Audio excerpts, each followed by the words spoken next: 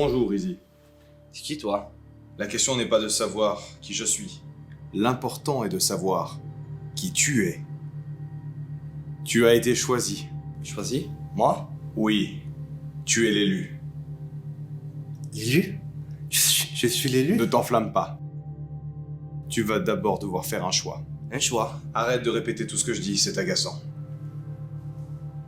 Prends la pilule bleue. Et tout s'arrête. Tu pourras retourner gentiment.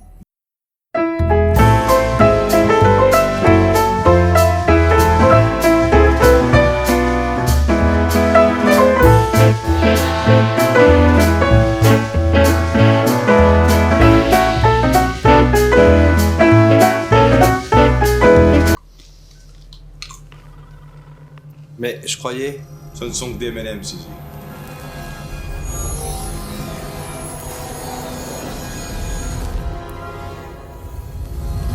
Et bonjour et bienvenue à tous, c'est Izzy sur Anes TV, j'espère que vous allez bien. Aujourd'hui, on est prêt et présent à vous donner 5 plugins gratuits pour 2022 sur Final Cut Pro X. Ça fait longtemps qu'on n'a pas fait une vidéo, on était un peu occupé entre des vacances et aussi quelques projets qui sont en cours.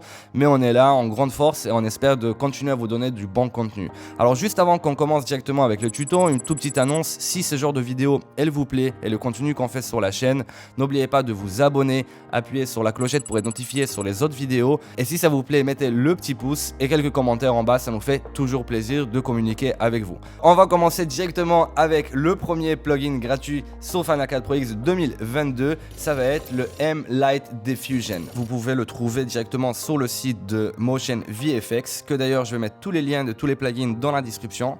Une fois installé, ce plugin il vient avec 6 différents choix de diffusion de lumière.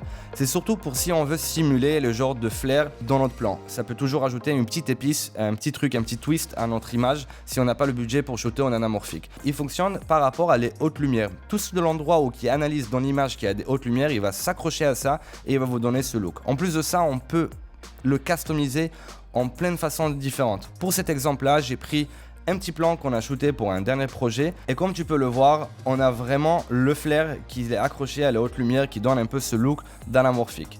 Maintenant dans les paramètres, on peut jouer avec plein des options, la couleur, l'angle, combien on veut avoir le flair, plus long, plus prononcé, moins prononcé, plusieurs customisations que tu peux vraiment explorer, t'amuser et faire ton choix spécifique à toi par rapport au flair que tu veux donner. Pour ce deuxième plugin, on va parler du M-LUT qui vient aussi de Motion VFX. Une fois qu'il est installé, le plugin, on peut le trouver directement ici, le M-LUT. Alors ce plugin là, il est une partie payant et une partie gratuite. Ce qui est intéressant, c'est la partie gratuite. Déjà, on a une palette pas mal de LUT et de conversion de log en Rec 709. La partie payante, ça va être si vous voulez rajouter encore plus de LUT à l'intérieur que vous pouvez acheter directement du site. Mais on va parler de la partie gratuite. Comme tu peux le voir ici sur la timeline, j'ai 3 plans de la Sony A7S III et la façon que je vais l'utiliser, c'est que je vais glisser d'abord une adjustment layer. Je t'invite à regarder la vidéo précédente que j'ai fait sur les 5 plugins gratuits, que là-bas j'explique un peu plus en détail pour la adjustment layer.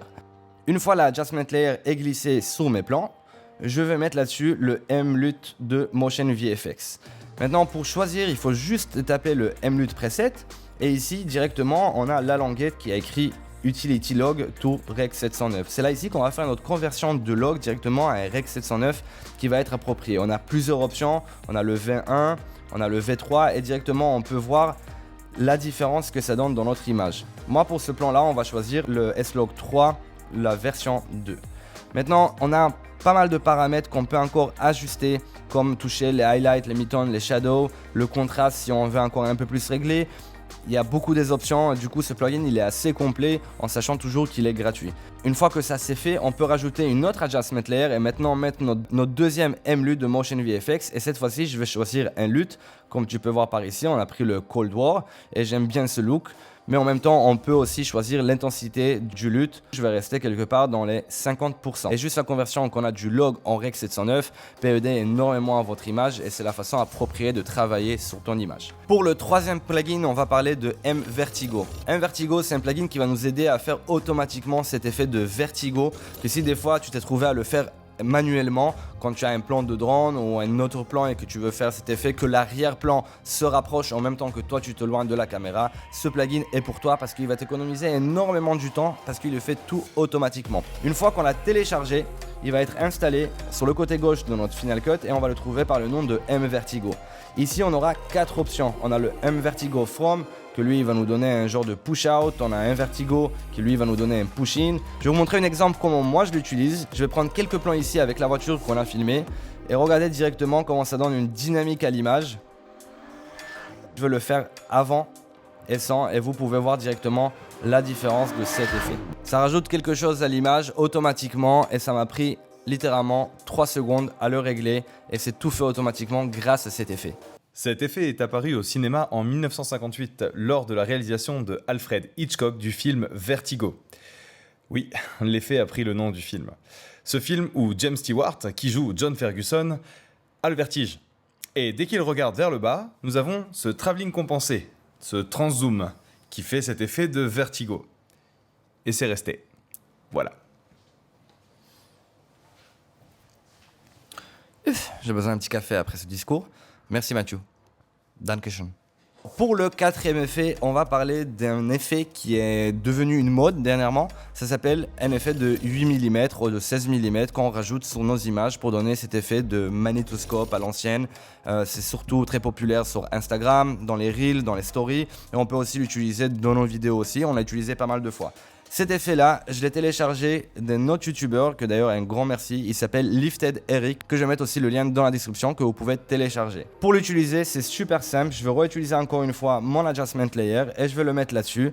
Et il y a pas mal d'options, on peut aller sur du 8 mm, sur du 16 mm, sur du vertical, sur du horizontal. On peut jouer avec le grain dans l'image, on peut jouer jusqu'à où on veut le tirer, jusqu'à où on veut pas le tirer. Franchement, entre tout le plugin de 8 mm, c'est celui-là que j'ai trouvé gratuit et qui est assez complet. Alors un grand merci à Lifted Eric. Et si tu veux t'amuser avec pour donner des petits twists à ton image de Instagram sur des stories ou sur des réseaux sociaux, c'est vraiment chouette comme option. Pour le dernier et le cinquième plugin, celui-là il est un peu plus un choix artistique, je pense que tu l'as vu apparaître à travers de toute la vidéo et aussi l'intro qu'on a fait.